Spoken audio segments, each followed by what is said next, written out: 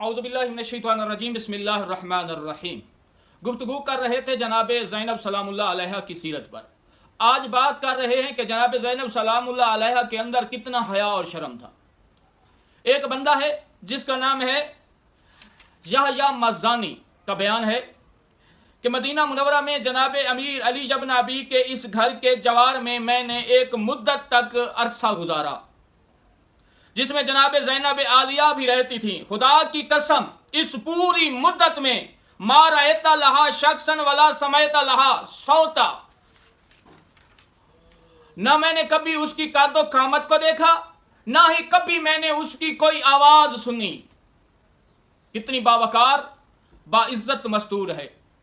اس کی سیرت اور اس کے حیا اور شرم کا اندازہ 10 محرم کو شام غریباں جب خیام کو آگ لگا دی گئی، بی بی ایک خیام سے دوسرے خیام، دوسرے سے تیسرے، تیسرے سے چوتھے، جب ایک خیام بچ گیا نا، بی بی چلی گئی امام سجاد کے پاس اور کہنے لگی اے وقت کے امام، اب کیا حکم ہے؟ سر پہ چادر نہیں ہے، قاتلوں نے چھین لی ہے، میں باج ردا ہو گئی ہوں، کیا خیام میں جل کے مر جائیں یا بہر آ جائیں؟ تو امام نے دیا حکمت الہی یہی ہے کہ اب خیام کو جلنے دیں، آپ خیام سے بہر آ جائیں۔ تو بی بی نے کربلا کی زمین خاک کو اٹھایا، اپنے سر میں ملایا اور خاک کا پردہ بنا کر اپنے ہاتھوں کو چہرے پہ رکھ کر بالوں کو سامنے رکھ کر پردہ بنایا۔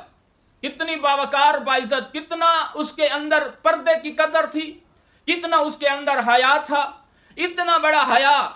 تاریخ والے لکھتے ہیں کہ جناب زینب سلام اللہ علیہ اپنے بابا سے شرم کے تحت بولتی بھی نہیں تھی، اتنا حیا تھا، اتنا ادب تھا والدین کا کہ ایک بات کرتی تو دوسری کی طاقت بھی نہیں ہوتی تھی کہ بابا سے بات کیسے کریں۔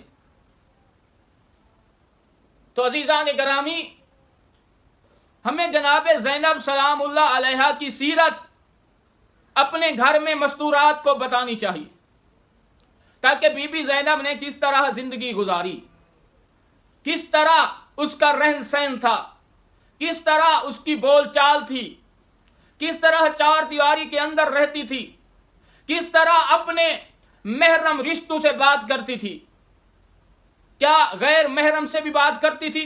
یہ ناممکن ہے۔ جناب زینب کی سیرت میں کربلا سے پہلے کوئی ایسی تاریخ نہیں ملتی کہ جناب زینب نے کبھی کسی غیر محرم سے بات کی ہو۔